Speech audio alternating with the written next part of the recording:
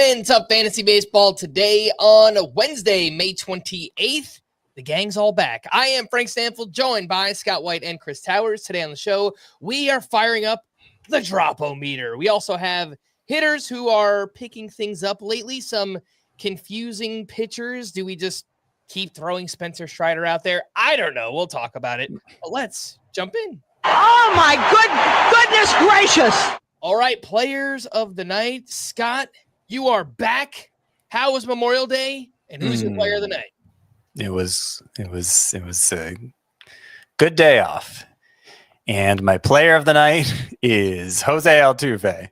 I'm not sure how much detail I was supposed to go into there. So however much you want to give us, Scott. We'll just move on to Jose Altuve. Yeah, one of those struggling hitters who may be coming around. Just had a 2-homer game here on, I'm confused what day it is, Tuesday. And that brings him up to 8 on the year. And, he had a 2-homer game just a few days ago, too. So back-to-back weeks with a 2-homer game for Jose Altuve. And I've noticed he hasn't obviously been performing up to his usual standards. I've been reluctant to move him down in the rankings at all, in part because there are so few true standouts at second baseman. There are some who are outperforming Altuve, sure, but they don't touch the upside Altuve has over what's been a Hall of Fame caliber career. So without any glaring, flashing red light warning signs, I was kind of content just to let Altuve ride it out. And so I hope that this recent power surge is the start of that turnaround for him. I would say that when looking at some of the underlying data, the biggest warning sign for me for Altuve, the fact he's 35 years old, is that his swinging strike rate on fastballs specifically, four-seam fastballs, is the highest it's ever been. 7% swinging strike rate, which isn't a particularly high swinging strike rate, but it's high for him on that pitch. And the reason why I fixate on the four-seam fastball is a lot of times with aging hitters, you just see them not be able to catch up to those high-end velocities anymore. So if you're going to worry about something for Altuve, that would be the thing to worry about. But I don't think it's such a outlier for his career so far ahead of all the other years, him swinging and missing on fastballs, that it really raised a lot of concern for me. And he remains my, is he number 2? I think he's number 2 in my second base rankings moving forward behind just Ketel Marte. He's number 3 for me, but it's not a huge gap between him and Ozzy Albies. It's mostly just, if I'm going to be freaked out by a slow start, it's more likely to be from the guy who's 35 than what is Altuve, 20 or Albies 27, 28. It's just, inherently a little more concerning. And I think, we were talking before the show because we also talked about maybe Brian Reynolds being a player of the night, and I'm sure we'll talk about him. And we talked about both of those guys 2 days ago. We actually talked about them 6 days ago, but you listened to it 2 days ago. And I think, look, my memory is really bad. As soon as the podcast ends, I go blank. I don't remember anything we talked about. People will write and be like, why'd you say that? I'm like, I don't know. I was just riffing, bud. I black out. No. But You've thought a lot more about it than I have, is what you say. I'm saying I think we were more concerned about Altuve than Brian Reynolds. I remember having very little concern about Brian Reynolds and having maybe a little bit of concern about Altuve. And obviously both had huge games and both seemed to be turning things around since we recorded that. And that's great. That's what we expected and hoped for. But Altuve's age does introduce, I think, some inherent volatility and risk that isn't there for a 30-year-old like Brian Reynolds.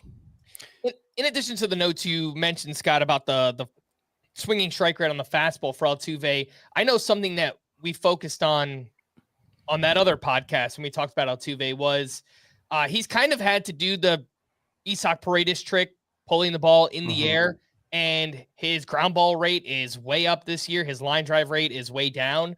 Fly ball rate is still fine, actually, but his pulled air percentage is down. So, just his batted ball distribution is kind of wacky this year. And, that was a little bit concerning just because, he needs everything to kind of go right to get to that power. But here we are, last 7 games, Altuve is hitting 500 with 4 home runs. So I looked at the pull air.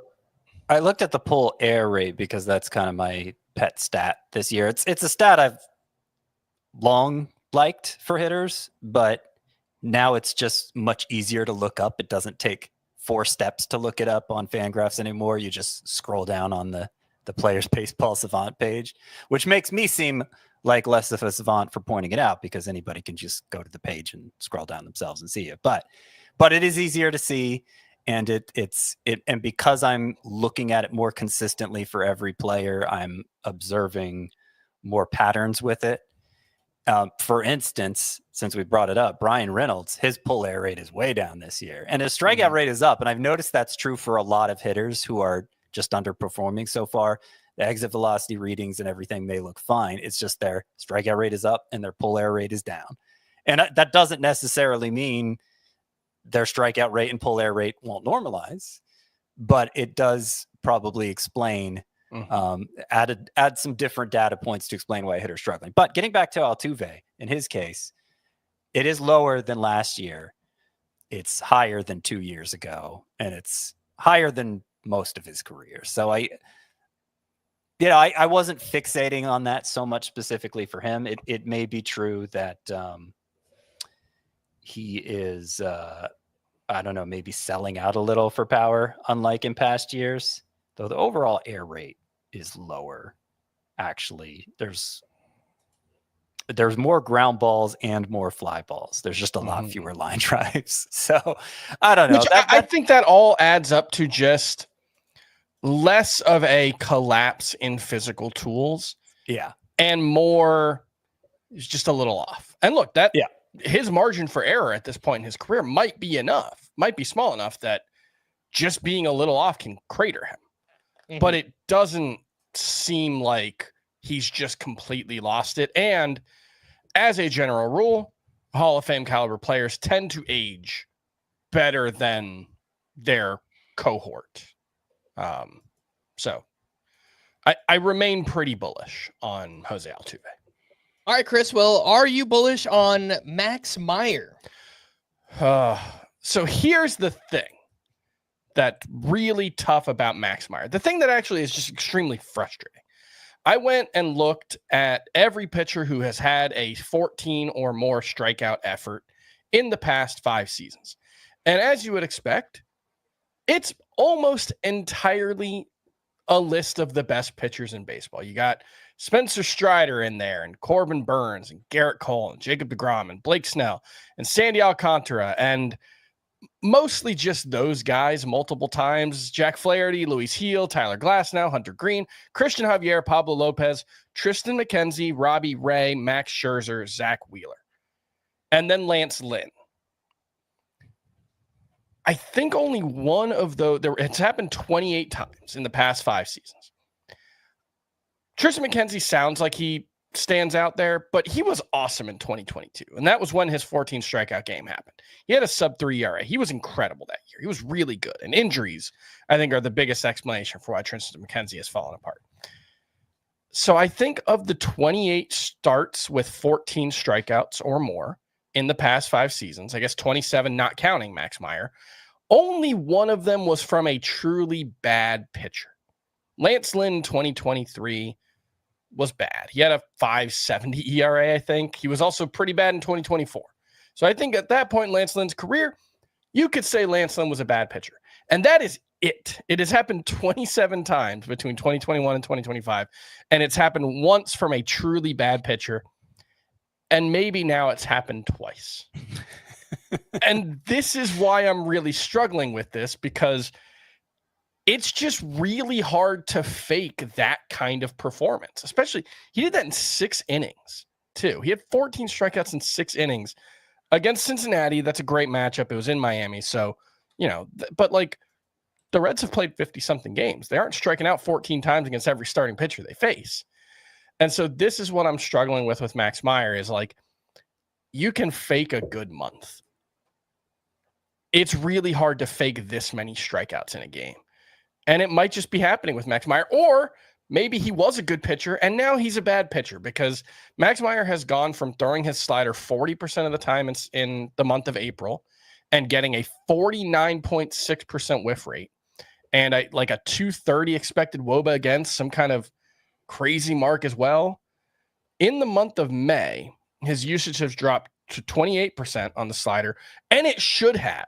This is not an example of a pitcher who should be throwing their best pitch more, because his slider has somehow become arguably his worst pitch in the month of May. He is down to a 30% whiff rate with his slider in the month of May, and he was allowing a 460 expected WOBA on the slider before allowing 5 balls in play with a 97 mile per hour average exit velocity on Monday. If Max Meyer doesn't have a good slider, I think he's a bad pitcher.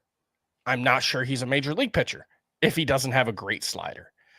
His changeup has actually been fine this year. His sinker, I think, has performed pretty well relative to the four-seamer, certainly, which has been a bad pitch for him again, despite a little more velocity. But it all comes back to, can he figure out the slider? Can he get back to the slider being not just his best pitch, but a foundational pitch for him? He's done it before. Yeah. But he's completely lost it in the last month. Because Max Meyer, former number 3 overall pick, longtime top prospect. There's talent. It's just I don't know. I guess it's kind of reminding me of Reed Detmers, who's That's a good comp. Who's had stretches of dominance and then stretches of incompetence, and it's all seemed to hinge on the slider. And I think it ultimately ended in a bad place. He's just in the Angels bullpen now and not pitching particularly well there. And I'm not sure he'll ever amount to anything. And I think it's too early to write Max Meyer off completely, but I don't think it's too early to say he's more trouble than he's worth right now in most leagues. We had a run of really exciting pitchers over the last 10 to 14 days emerge. Ryan Weathers coming back from the IL, Logan Henderson, we're annoyed by that, but whatever. Will Warren seems to be breaking out. Hayden Birdsong moving into the rotation. There's been some really interesting pitchers, and knowing what I know now, I would have dropped Max Meyer for any of them. It's probably too late. Most of those guys are at least 80% rostered in CBS Fantasy League. So if you are in a league where Ryan Weathers or it's hard to say Logan Henderson just because you're just stashing him as well. And so that's just a bet on someone figuring something out. But there aren't a lot of widely available pitchers right now that I would definitely drop Max Meyer for, even acknowledging that he's been very bad and I don't have a ton of faith. Among pitchers who are available in at least 50% of CBS leagues, it might just be Slade Ciccone. Noah Cameron. You're that interested in Ciccone? I think Ciccone's interesting. I'm not really interested in Noah Cameron. I don't know that Ciccone's, is that how you say it? Ciccone? I always thought it was like Ciccone, but what do I know? I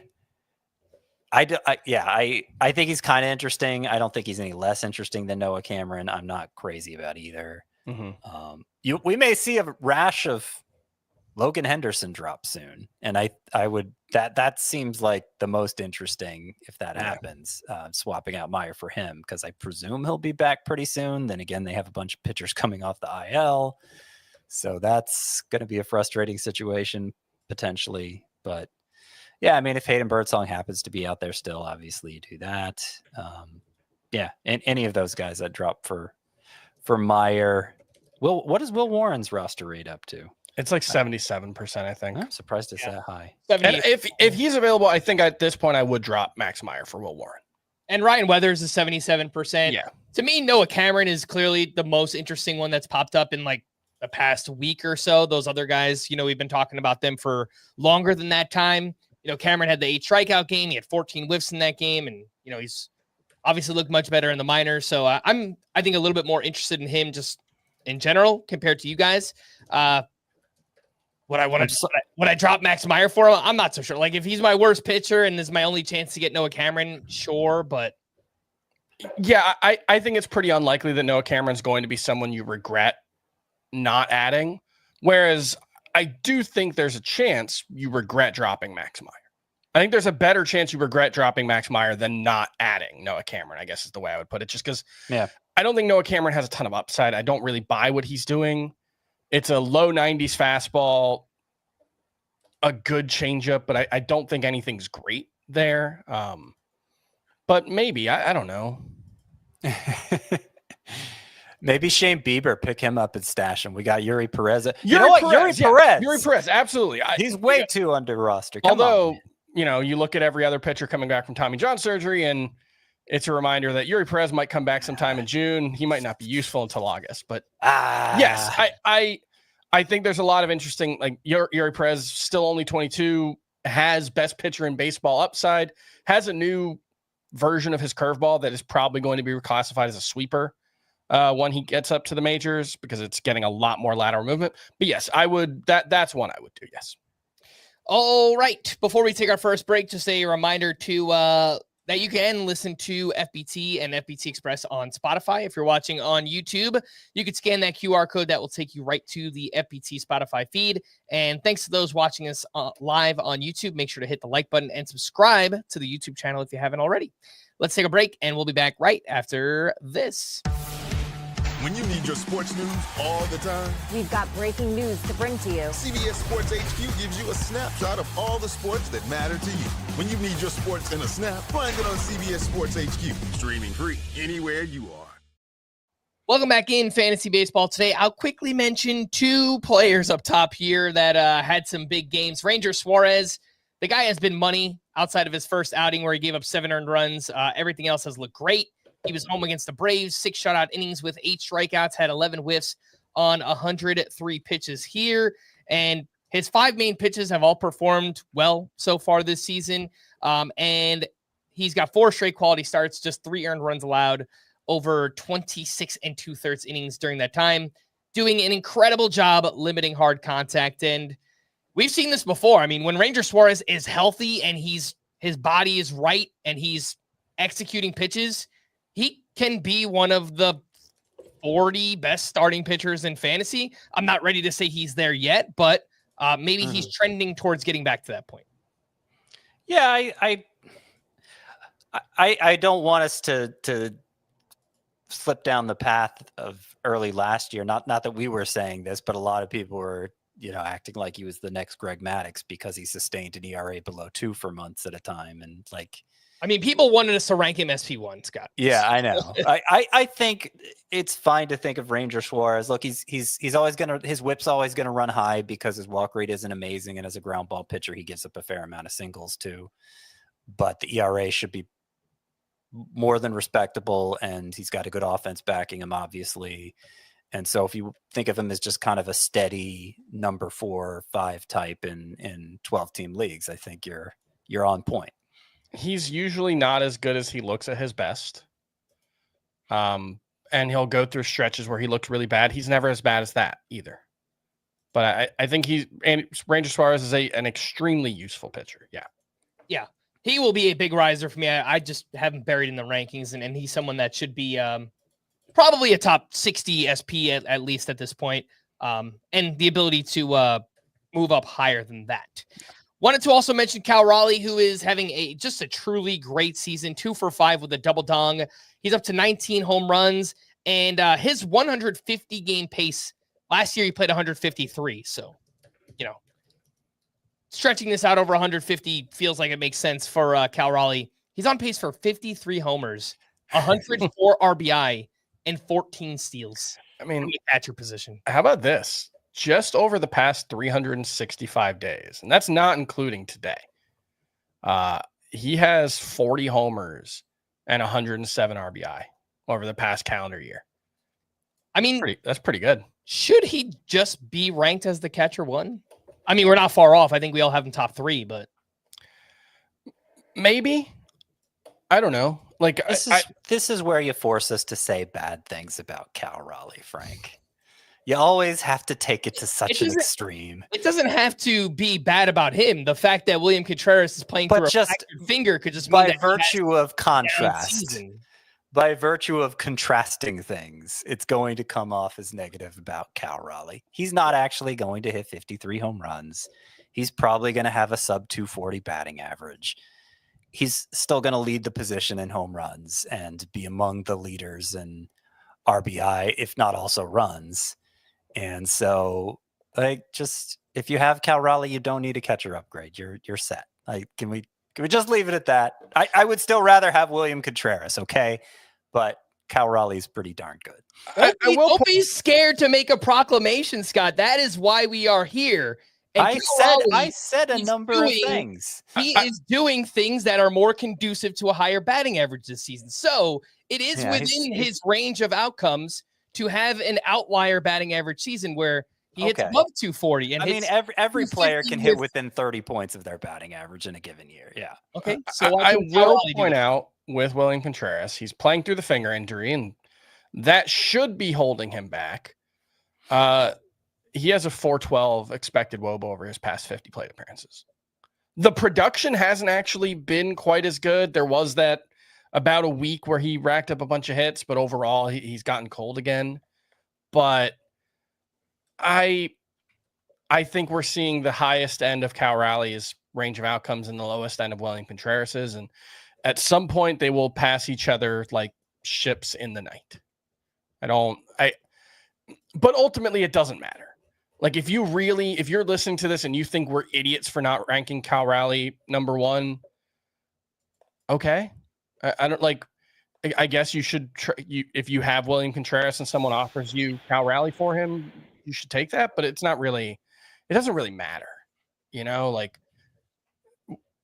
Like Scott said, you're not trying to upgrade from Cal Raleigh. You might be, I do think we should probably all have moved Cal Raleigh ahead of Adley Rutschman by now, which I haven't done yet. And I think I'm going to, but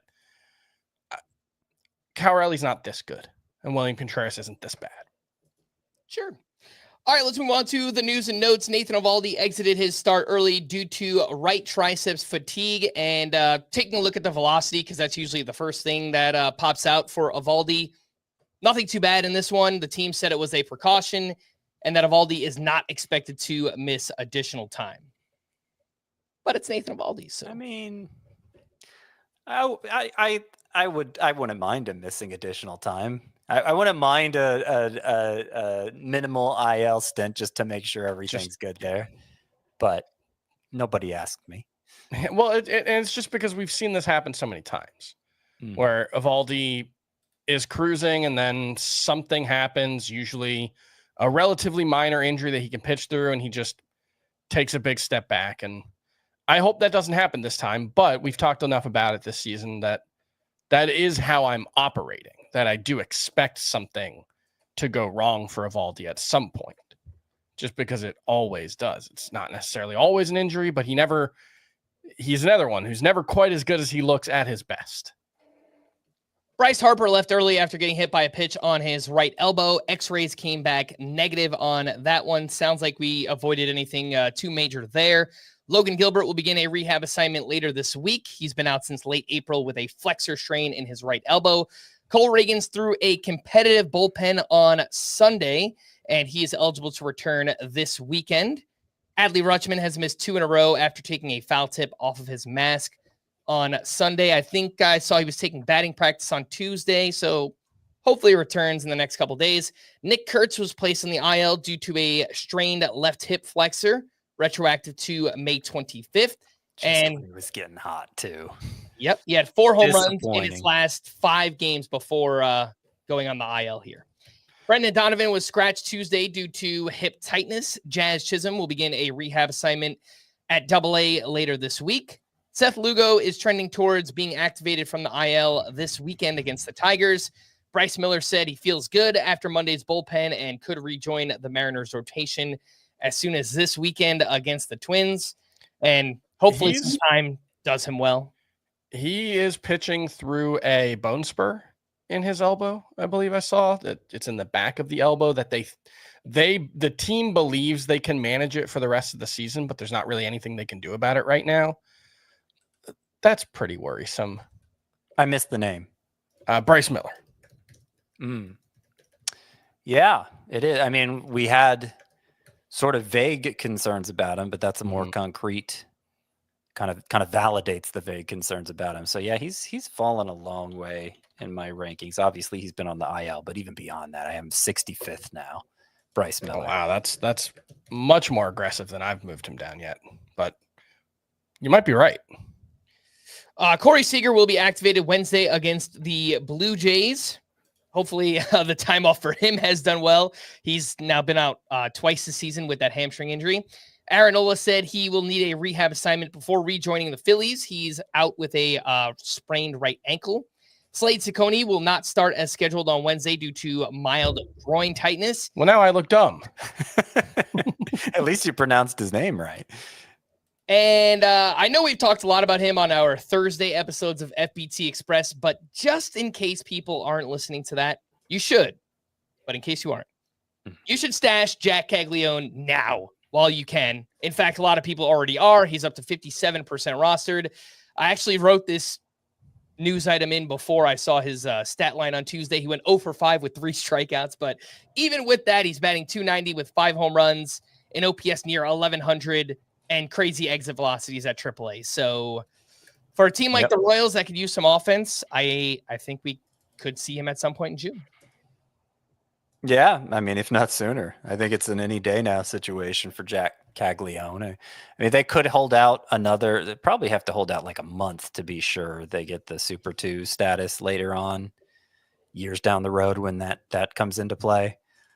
But I don't think they will, because I think they're trying to take advantage of their competitive window here, and Caglione fits squarely into it.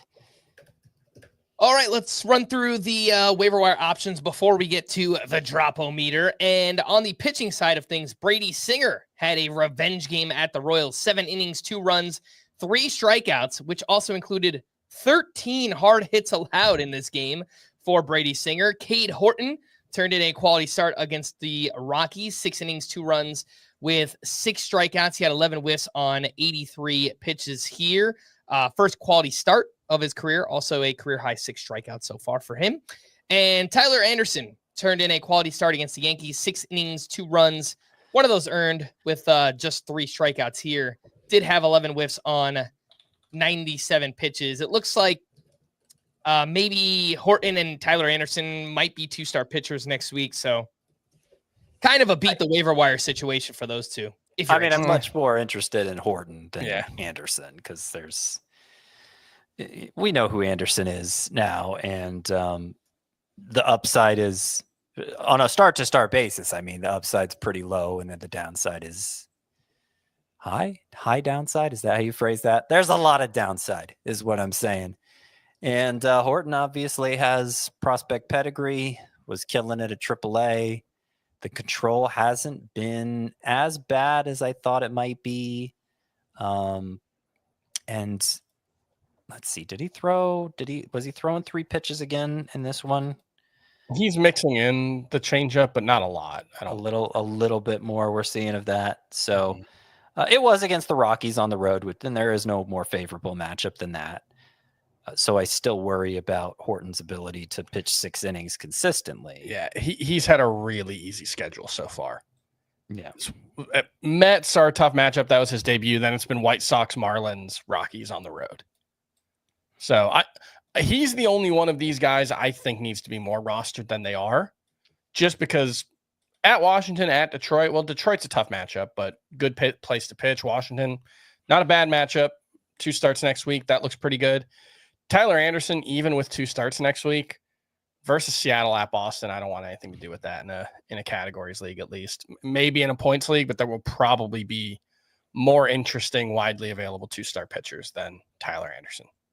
Yeah, and even though the start was actually good for Brady Singer, I'm okay calling him a drop. I mean, he's still 71% rostered, and previous 4 starts before this one, a 7.85 ERA and a 1.85 WHIP for Brady Singer. 10 strikeouts to 10 walks over that 4-start stretch too. And he's become more of a fly ball pitcher in Great American Ballpark, which is exactly what you bad don't want. combo. Yeah. You know where he is in my rankings, Singer? Oh gosh, this sounds so bad. He's 124th. Oh, I'm way higher. That's He's probably 104th for me. That's probably the right range where he should be. Anything to see here with Logan Evans, who had a great start against the Nationals? 8 innings, 1 run, 4 strikeouts, only 5 whiffs, 11 hard hits. If Bryce Miller is back, does he stick around? I don't know. I don't see much to be excited about here in either his major league or minor league track record. He was decent at preventing runs at the minors, which I know that's the goal, but doing that against minor league hitters isn't the most impressive thing. And I don't know. I think he's just a guy. So I'm not particularly interested in Logan Evans. I think he's going to be up and down a few more times between the majors and minors and probably ends up with an ERA north of 4. I don't have a lot of interest now.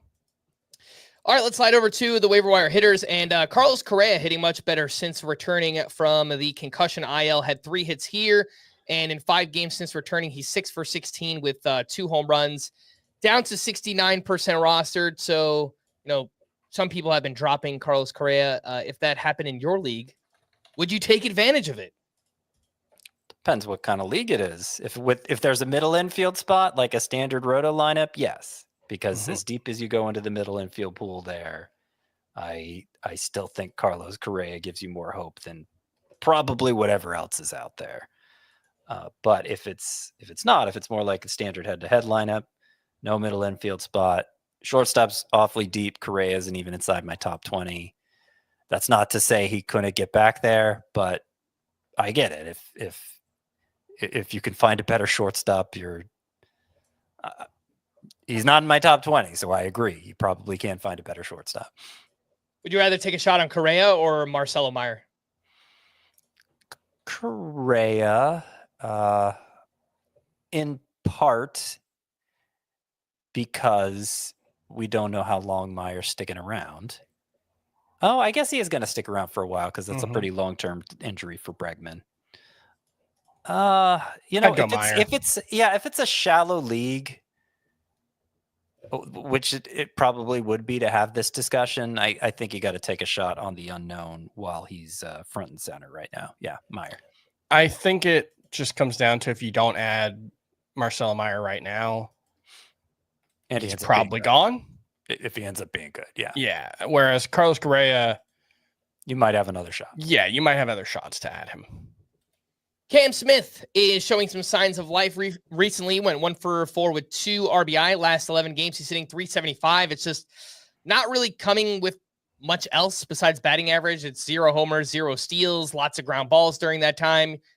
To his credit, he's got the batting average up to .261 and .733 OPS for a rookie. I mean, it's fine. It's just there's not much else going on there. So at 51% rostered, I think we need to see more, right, from Cam Smith? I think 51% rostered might be too high. There's still upside here, but his expected WOBA over his last 50 plate appearances down to 285. He's making more contact, looking a little more comfortable, I guess, but he mostly seems like he's trying to keep his head above water right now. What about Max Muncy of the Dodgers? He's looked a little better since he started wearing glasses earlier this month. He went 2 for 4 with his 4th home run here.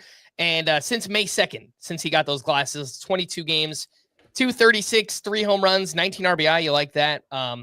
Hitting the ball harder, but 48% rostered. I feel like other third basemen have emerged recently. We've talked about Jake Berger and Matt Shaw, and even like we were talking about Miguel Vargas before the podcast. Like, I kind of feel like I'd just take a shot on Vargas over Muncy at this point. Brett Beatty, though I don't know that I'm to the same point with Brett Beatty. He does appear to be emerging, having started his 8th straight game and hitting well, and the expected stats look good. I don't think Muncy is really any different in the long run than the guy we saw last year who still had an 852 OPS, but a lot of that was OBP. The year before 808 OPS, but again, a lot of that was OBP. Doesn't really offer much in batting average anymore, hasn't for years. Not that he was ever a standout there, but now he sinks you in it. And the power's decent, but he doesn't play as much against left-handed pitchers as he used to. He used to be like better. He had good reverse platoon splits during his heyday, but now he doesn't even really play against lefties that much. And so I think it's going to reduce Muncy's appeal for deeper leagues. I think he's in that range. Shaw, Berger, Young. I think that's the range for Muncy, and it just comes down to personal preference. And, I think Berger's probably a better version of Max Muncy at this point. Shaw, a very different type of player. I would rather have Muncy than Brett Beatty personally. Yeah, I agree, but not those other two. I think he's a step behind those other two, if only because of playing time issues. And last name here, deep leagues, very deep leagues. Any interest in Mike Tauchman of the White Sox, who he's on a bad team, but he's going to get a chance to play and bat near the top of the lineup, and he's got a little OBP. Any deep league interest in a Mike Tauchman? I like him in sim leagues because he gets on base. And so I just hit him 9th and have him play a pretty good outfield. But conventional fantasy leagues, getting on base is really all he does. And in a White Sox lineup, that's not going to probably add up to many counting stats. All right, let's take our final break. And when we return, the Drop-O-Meter right after this quick commercial break. Here we go. The 2025 CBS Sports NFL schedule is here. 18 glorious Sundays. He's got his receiver touchdown. Filled with rematches. Oh, the play of the year. And rivalries. Touchdown, Bengals. Plus, plenty of superstar showdowns. And an epic matchup between the Chiefs and Cowboys on Thanksgiving. Clear your Sundays beginning September 7th for the NFL on CBS and Paramount Plus. Welcome back in Fantasy Baseball today. Want to fire up the Drop-O-Meter for hitters who got off to good/great starts in March and April, and have cooled off quite a bit here in May. Do have to time you guys because we have to keep this moving. So under a minute, the best that we can, 1 to 10 on the Drop-O-Meter. And Chris, you were up first with Christian Campbell, who hit 301 with a 902 OPS through April. And in May is batting 120 with a 325 OPS. He's still 82% rostered. Where is Christian Campbell on the Drop-O-Meter? A 5? I'm going to say 4. I would prefer not to drop him. You can if you really need to, but I don't think you're going to find a second baseman with anywhere near the upside that Christian Campbell does. We were talking about one of the top prospects in baseball, a very, very productive hitter at the minor league level last season, who has shown the ability to do that at the major league level already. Now, it was only for 1 month, and the most recent month has been very bad, but I don't think the most recent month is the only thing that matters here. So I am still mostly opposed to dropping Christian Campbell. All right, very good. 45 seconds. I like that. Let's go over to Trevor Story, his teammate, who through the first month was batting 260, 5 home runs, 6 steals. Looked like, all right, some power, some speed here. But in May, he's hitting 155, 1 home run, a 404 OPS, 29 strikeouts to 4 walks, and a 57% ground ball rate. Down to 66% rostered. Scott, where is Trevor Story on the Drop-O-Meter? I'm going 7, and the only reason I don't go higher is because I'm having to account for those deeper roto leagues where you really have no choice but to hang on to Trevor Story and hope he comes around. But there's a lot of reason to wonder if he's even good anymore. He's hardly played the last few years. His strikeout rate is through the roof, and the few times we have seen him play during that stretch, it's been through the roof. And, it's good that he's still stealing bases, but he's got to get on base. And I do wonder if at some point this becomes Roman Anthony's ticket to the majors by shifting either Meyer or say Don Rafael at a shortstop. I don't know what they'd do at third base if they shifted Meyer there, but obviously they could get Anthony in the outfield potentially, and everything would be grand. But yeah, I don't think a Story's 25th for me at shortstop at that deep position. So, if you don't need the 25th shortstop, you can move on. All right, 56 seconds. Let's go. Would you drop Trevor Story for either of Meyer or Correa, who we spoke about? Yeah. Yeah, it's very similar to Correa for me, but I think I do slightly prefer him to Story. Let's talk about Bryson Stott, who through April was batting .297 with 2 home runs, 7 steals, and an .810 OPS. Here in May, he is batting .213. Power and speed still looks okay. 2 homers, 4 steals, a .559 OPS in the month. He's still 92% rostered, but second base is kind of bad right now. I don't know. Chris, where's Bryson Stott on the drop-o-meter? Again, this one's probably like a 5 or a 4, maybe even a 3. I think I do rank him ahead of Christian Campbell the rest of the way. I don't know. It mostly seems like it's some batting average fluctuation right now. The strikeout rate's up a couple of points, but nothing too alarming. The quality of contact is not necessarily any worse than it's been in the past. So I don't really have too much concern about Bryson Stott. We know what he is, and he's a good source of stolen bases. He doesn't kill you in batting average. He doesn't really do anything else. I So noticed in a roto league, I noticed he was batting leadoff today. Is that? Yeah, that's something he's been doing a lot. He's basically been doing that all season against right-handed pitching, but he doesn't play against lefties. I mean, that's the problem. Yeah. It limits, volume from Bryson Stott, which is annoying. But, when I dug into his main numbers, he's actually hitting the ball harder. The batted ball stuff looks fine. It's a 17% strikeout rate. I don't see anything under the hood for May. It's just the playing time is annoying. Like it is, if you're in a points league, like you want guys to play every day. In points leagues, the problem is second base is kind of the position of better in roto than points. And so there's a lot of guys like that. Matt McClain seems pretty fringy in a points league right now. So I don't know. In a points league, it's probably higher. It's probably like 7, and you could just kind of try to string your way through second base. But in a roto league, I think Bryson Stott is fine. What about Jorge Polanco, who through the first month hit .384, 9 homers, 25 RBI, a .1226 OPS? We're thinking this guy is back. And then in May, he's hitting .155, 1 home run, a .476 OPS, tons of ground balls. The strikeout rate is climbing, not playing against lefties because he can't hit right-handed because of that oblique injury. 81% rostered, Scott. Where is Jorge Polanco on the drop-o-meter?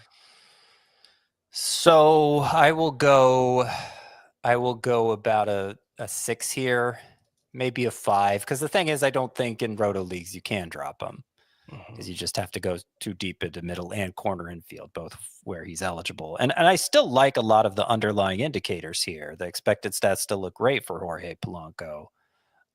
But he is sort of like Shane Baz for me. The regrettable instance of me moving a player way up my rankings and then moving him way back down my rankings. Because the bigger issue for me than Jorge Polanco's May production is just that he's still not playing against left-handers because of that side issue that affects him from the right side of the plate. And it's been going all year. I assumed it would have stopped by now. It hasn't stopped, and it's just costing him too many at-bats. All right, let's slide over to Cedric Mullins. In the first month, hit .278 with 6 homers, 5 steals, .927 OPS. And here in May, hitting .163, 4 homers, 2 steals, still fine, but a .553 OPS. Strikeouts are up. It feels like he's trying way too hard to hit for power. Has actually sat out 2 straight against a right-handed pitcher, which is kind of interesting. 98% rostered. Chris, where is Cedric Mullins on the drop-o-meter? I don't want to give the same answer I've given multiple times already, but it's probably like an 8 in a points league and like a 1 in a roto league. I will say it could be somewhat interesting to see what happens when Colton Cowser's ready, because if Mullins, there's no long-term commitment to Mullins. I think he's a free agent after this season. So yeah, could they just kind of bury him? I think it's unlikely, but it's not impossible that he gets buried when they have a little more of a full outfield. But I think in a roto, the power speed combination is still too hard to find. So I'll say like a 2 or 3 in roto leagues for Mullins. All right. What about Nolan Arenado, who actually went 2 for 5 with his 6th home run here on Tuesday? And you know what? the March, April, May numbers, they're all kind of similar.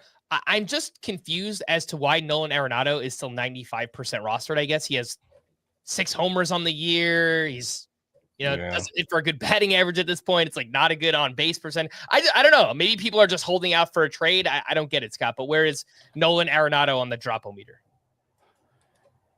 Pretty high. So I think I would rather have him than like Max Muncy, to throw back to a previous segment, but less than some of those other third base options we named, like Matt Shaw and who else do we name there? He's low ceiling at this point, high floor, but low ceiling at this stage of his career. A good compiler, but not somebody who's going to make a difference. And the more unfortunate thing for Arenado is that like his skill set works best in points leagues with the low strikeout rate, but that tends to be the smaller lineup league where you don't have to go into the third base pool as much. So he's very fringy at this point.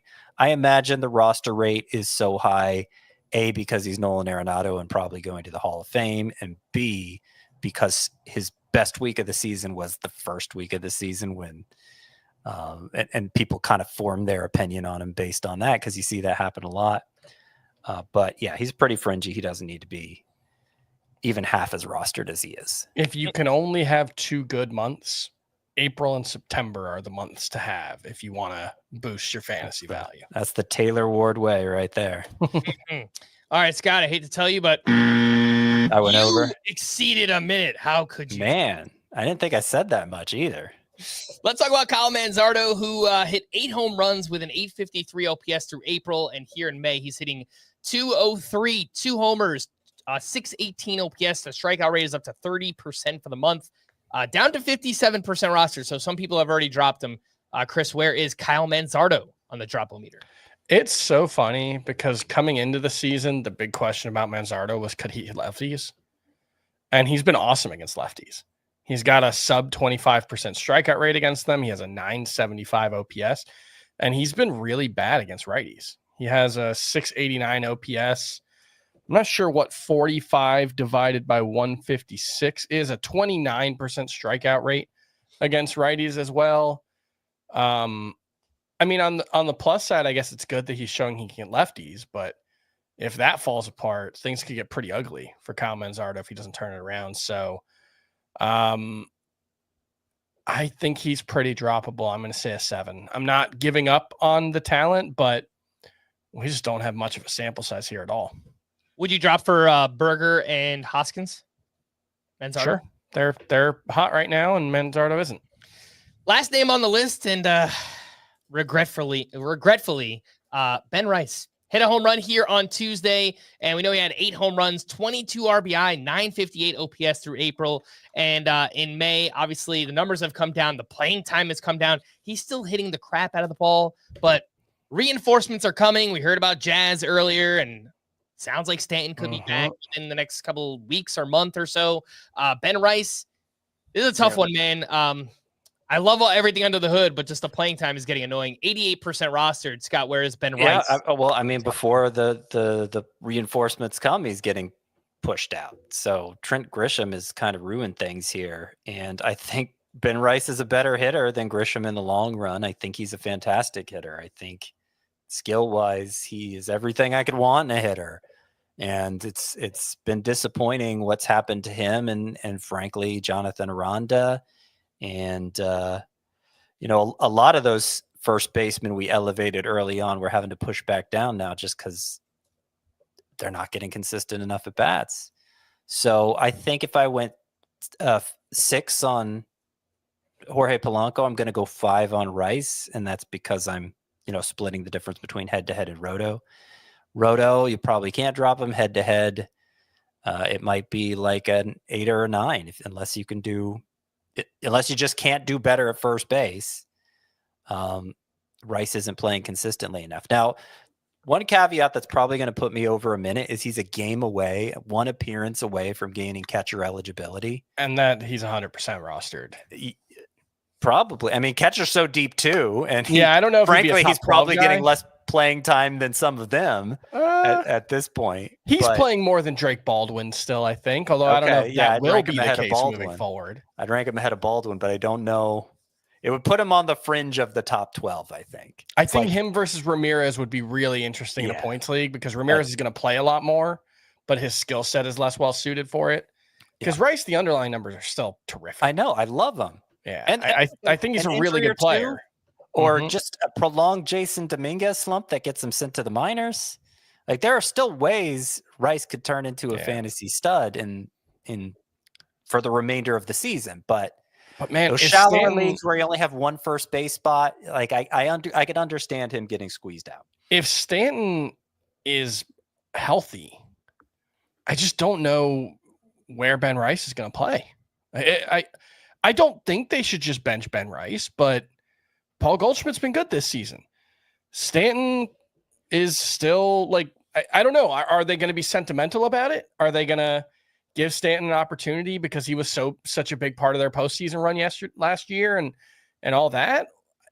I think they should play Ben Rice ahead of Stanton, even if Stanton's healthy. But even if Stanton's playing 30% of the games, there's just not a lot of room for Ben Rice there. I know this shouldn't dictate things, but it often does. I mean, politics in baseball, Stanton is still making a lot of money, and he still has like 2 or 3 years left on that contract. I think if he's healthy, they're probably going to play him at least 4 or 5 times a week, and so that really just muddies everything there. Teach him third base. It's not that hard. That's honestly the answer, but I don't think it's going to happen, unfortunately. A rough go there for Ben Rice. Let's run through the rest of Tuesday's action. What do we make of these starting pitchers? Spencer Strider struggled to throw strikes at the Phillies, 4 2/3 innings, 1 run, 4 strikeouts, 4 walks, 7 strikeouts here. Only threw 56% of his pitches for strikes. I know it's only 3 starts, but it's just so frustrating because you waited all year and you're not getting the Spencer Strider. Scott, what do we do? Well, what do we do? What is there to do? Do we bench him until he looks almost like himself? I don't know. See, I'm starting to wonder if that'll ever happen. And look, he got well more than a strikeout per inning here. He allowed 1 hit. I know the contact was hard. The biggest thing that killed him was he walked 4 and he threw just 55% of his pitches for strikes. And that I'm not worried about in the long run, but there's been no improvement in the velocity. And that worries me. It definitely worries me. And I wonder if it's a mechanical thing, because and maybe somebody could look into this and say for sure, but it doesn't look like he's getting as low on the mound. And I know his arm angle is lower by a few degrees. So I'm just wondering if he's driving as much with his legs, and that's why it looks like he's standing taller as he delivers and why he's having to compensate with the arm angle there. That's kind of my in the weeds theory on what's going on with Strider, which would make it correctable, but who knows how long or if it will be corrected. So I don't think you treat him like an ace right now, obviously. I think he's maybe a little shy of must start at the moment. I hope he gets back to being must start, but you're kind of just hoping for the best. Is there a scenario by which you sell high on the name value? I think it would be a lot easier to do if he had a great start to this point, and he hasn't. Or if he'd had one good start. Yeah. But I only have him. I think I have him outside my top 20. So I don't know. I mean, particularly, I don't know. What's the scenario by which somebody would potentially buy high on the name value? I'm not sure. Would you rather have Spencer Strider or Robbie Ray the rest of the way? I mean, I know I rank Strider higher, not a lot higher. Okay, you've got Spencer Strider. Someone calls you right now and offers you Robbie Ray. I don't know why they're calling. It's 1:45 in the morning. They should just text or do it through the league. But it might depend how good my pitching staff looks. If I feel pretty secure in my pitching and Spencer Strider is just the very rich icing on the cake, then I probably hold on and see if he can figure it out. But if I'm desperate for pitching help, maybe I take that deal. Like, it's not like Ray's a sure thing. He has pretty extensive injury history. Yeah. So I'm going to continue to rank Strider ahead, but there is a scenario by which I'd trade him for Ray. Sure. I'm pretty confident Spencer Strider will be a must-start pitcher again at some point. Yeah. I'm not at all confident that it will be in 5 days. I think it will be by 2026. There's about 20 starts in between there that I'm very uncertain on at this point. Let's talk about Jack Flaherty, who had one of his best starts of the season up against the Giants. 6 shutout innings with 8 strikeouts here, had 13 whiffs on 97 pitches.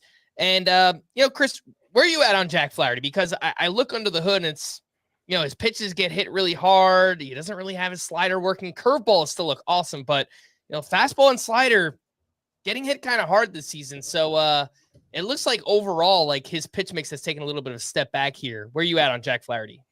I haven't really been too concerned about Flaherty so far this season. And I know his slider was bad today, but it's been very good overall. Well, no, I guess not. 33.6% whiff rate.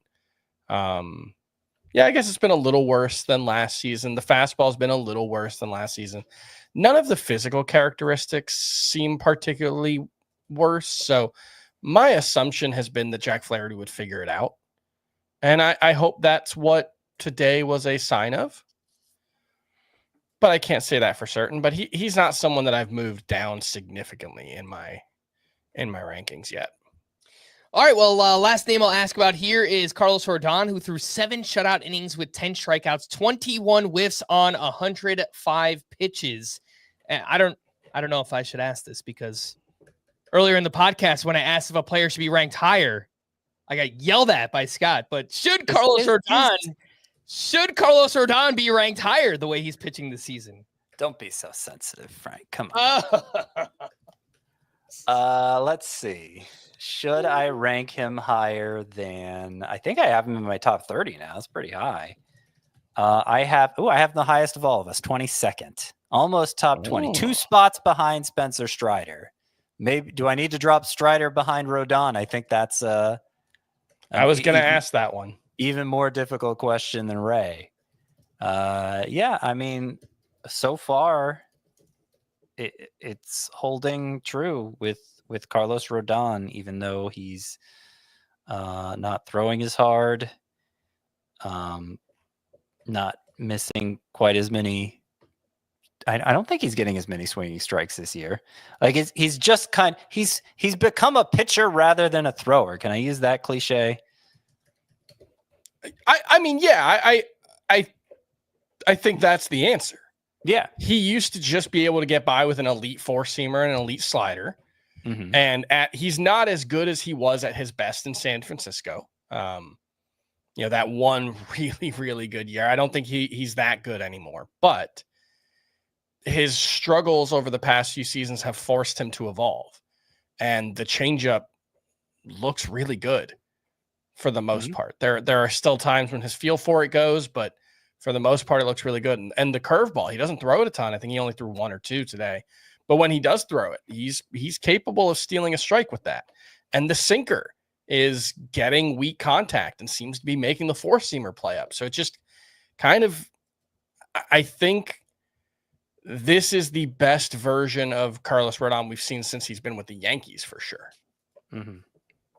And his swinging strike rate is down, but clearly it's not impacting his ability to get Ks. So yeah, I'm pretty pleased with everything we're seeing from Mr. Rodon right now. Last 8 starts for Carlos Rodon, a 1.27 ERA, 0.85 whip, 62 strikeouts over 49 2/3 innings. Hitters who are picking things up, we already spoke about Jose Altuve. Christian Yelich walked it off in grand style, a grand slam, his 10th home run, has multiple hits in 4 of his last 5, including 3 homers and 2 steals during that stretch. Lawrence Butler, 3 for 3 with his 8th homer, and over his last 7, he's hitting 400 with 2 homers and 2 steals. And Julio Rodriguez quietly has picked things up in May. 3 for 5 with his 10th home run. That's back-to-back 3-hit games. And all of a sudden, the May stat line, 293, 6 home runs, 15 runs, 18 RBI, 841 OPS. That all sounds pretty good for Julio Rodriguez. Anything to add on him, Butler, or Yelich? Yeah, funny enough with Julio, the problem last year was when he pulled the ball, he couldn't generate power. That was the biggest problem is he didn't have any pulled home runs until like July or August of last season. And now he's pulling the ball less in the air than ever before. And he's more or less having a better start to the season than we've seen. So I don't quite know what to make of that, except to say that I think Julio Rodriguez is awesome. And so I'm not surprised that he is starting to look more awesome lately. That's basically the long and short of where I'm at on it. I think all three of these hitters, Butler and Yelich being the other two, were destined for better days. And I know I talked pretty extensively about Yelich a week ago, but I'm going to mention Butler here. The strikeout rate is lower than last year. The average and max exit velocities are both higher than last year. He does have a worse launch and spray ankle. He's another one of those hitters who the pull air rate, not that it was amazing to begin with, but it's lower. But we've seen him overcome that before, and it doesn't surprise me that he's hot all of a sudden. I think better days are ahead. Does it worry you at all that he has turned into Serrano from Major League and can't hit anything but a fastball? His numbers against breaking and off-speed pitches are alarming. Yeah, but we've seen him do it before, so I don't think it's going to be a permanent affliction. I think he's obviously young, so yeah, I think they're going to figure that out. I hope these last few days are the start of it. He also moved back into the leadoff spot today, or has been hitting leadoff against righties more often lately. So that's a good sign. Maybe not a great sign for Jacob Wilson, who I think is hitting leadoff more against lefties. But yeah. And Butler himself had been sitting some against lefties, right? But I imagine that'll change. He's had 2 of the past 5 games. Yeah. Entering, including Tuesday here. He is one of those. He's been hitting leadoff since May 18th when he's in the line. There you go. We talked some last week about how outfield, the what range is it? Like the 20 to 50 range of the outfield rankings is really difficult to sort out. And Butler is one of the holdouts that I've moved him down some, but I've been reluctant to move him behind like the Wilyer Abreu's and Elliot Ramos's of the world. And yeah, so I remain concerned, but overall optimistic. Some other hitting leftovers here. Shohei Ohtani will not stop. He now has homered in 3 straight. He's up to 20 home runs on the season, which leads all of baseball. Ellie De La Cruz, 2 for 4 with a double dong in this one. He's up to 11 home runs and 17 steals. The Cubs ran wild, picked up 6 steals against the Rockies, 2 for Matt Shaw, 2 for Pete Crow Armstrong, 1 for Ian Happ, and 1 for John Birdie. Couple hitters who needed a big game and got it. Pete Alonso, Lars Nootbaar, Brian Reynolds, we mentioned, went 4 for 4 with his 7th home run. Anything to add on those names? Yeah, I mean, we already got into what I had to say about Reynolds, so I'm not gonna repeat myself. Do you hear me? Lars Nootbaar has much better expected stats than the actual ones, and he is a player whose pull air rate is way higher. It's not like high relative to the league as a whole, but it's far higher than he's had the past 2 years. And that's what he's needed to do to tap into those exit velocities. That's what's held him back. So I think points league players are pretty happy with him overall. The walk rate has been high, the strikeout rate low. He's up there in the points league standings. Because the batting average has lagged for Lars Nootbaar, I don't know that roto players are as thrilled with him, but I think they should keep the faith, because I think at worst he's a number 3 outfielder for them. I will say he's consistently underperformed his expected stats. And partially that was because he never hit the ball in the air. And so maybe his skill set is different enough that his underperformance now should be taken with a grain of salt and an assumption that he will perform better.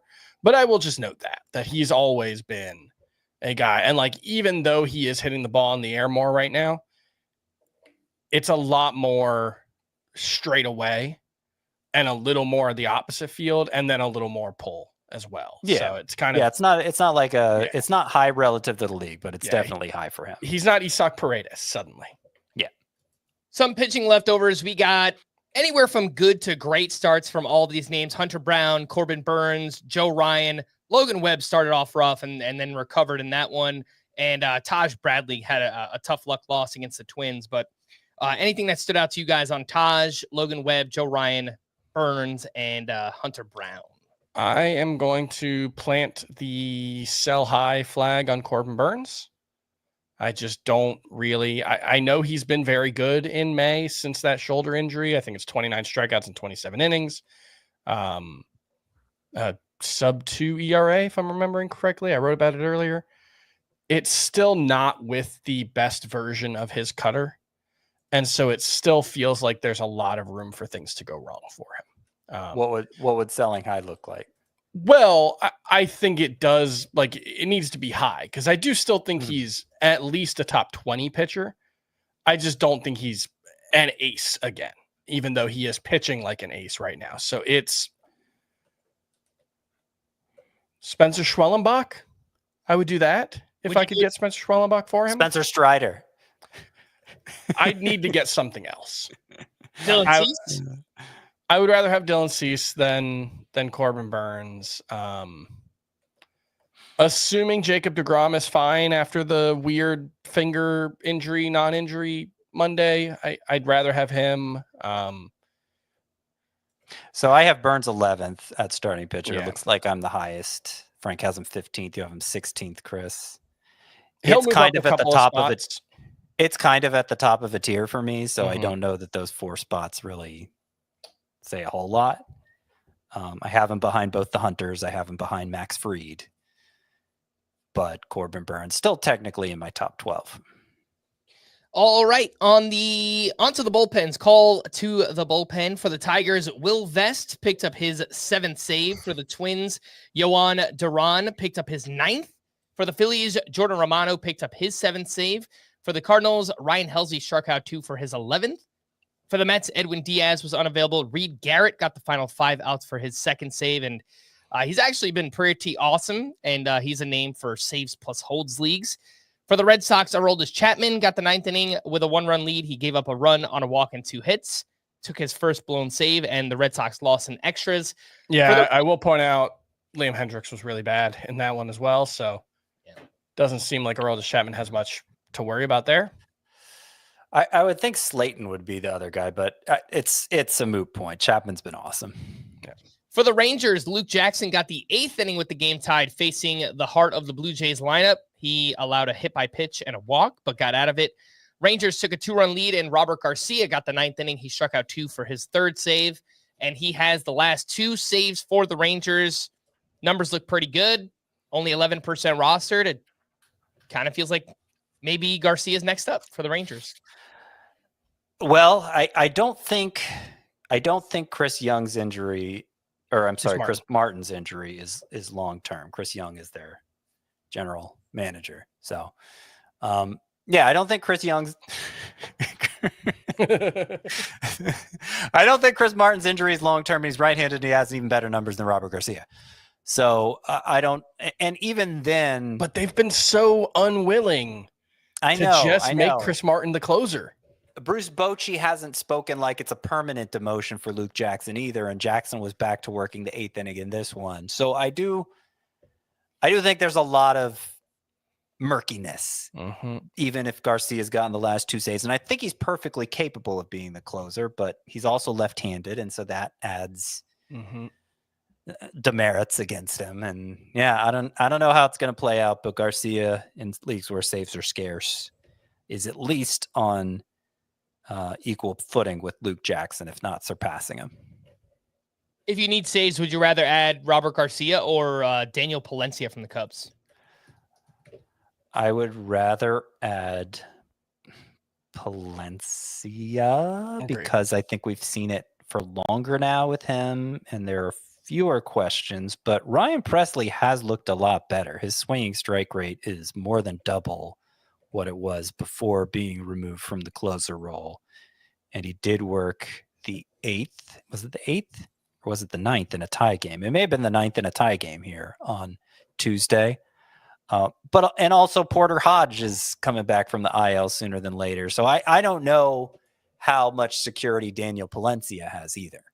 Mm-hmm. Yeah, Presley actually pitched the 9th inning of that game with it tied. He gave up a hit and a walk, but yeah, I guess somewhat notable there. And for the Yankees, Luke Weaver was unavailable. Devin Williams got the 9th inning with a 3-run lead. Maybe he just can't close games this season. I don't know what's going on. He gave up 2 runs, so barely escaped with the save here. I don't think he's any closer to getting his closer job back. To stream or not to stream, on Wednesday, we have Clark Schmidt at the Angels. Clayton Kershaw's at the Guardians. Landon Roop is at the Tigers. Severino at the Astros. Shane Smith at the Mets. Noah Cameron home against the Reds. Cameron's okay. I like Schmidt and Cameron, I think Schmidt, Cameron, and that's probably it. I've become kind of smooth-brained with Shane Smith, I think. I just think he's good. There's no individual metric that's more than fine, but all the fines add up to a good pitcher. And I know it's the Mets, so I'm not saying he's must start or anything, but compared to some of these scrubs, I don't think Shane Smith is a scrub. And then on Thursday, we have a 4-game slate, so not much going on. Oh man, you can bet yourself we'll have a little Scotty doesn't know this Thursday night. Jeffrey Springs. No, we're not. I won't be on, Frank. Chrissy doesn't know. It doesn't work the same way. All right, we'll have to figure something out. Do up that who wants to be a millionaire thing you did the other week. We'll see. Or go something totally off board. I don't care. I won't be here. Well, there's 2 names: Jeffrey Springs at the Blue Jays, Emerson Hancock against the Nationals. I don't know. Meh. I don't Springs love has either. been better. Springs has been a lot better. Yeah. All right. If you need a name for a 4-game slate, Jeffrey Springs, but it's just probably don't stream on Thursday. We are going to wrap there for Scott and Chris. I am Frank. Thanks as always for tuning in to Fantasy Baseball today. Please make sure to follow and leave a 5-star rating on Apple or Spotify, and we will be back again tomorrow. Bye-bye.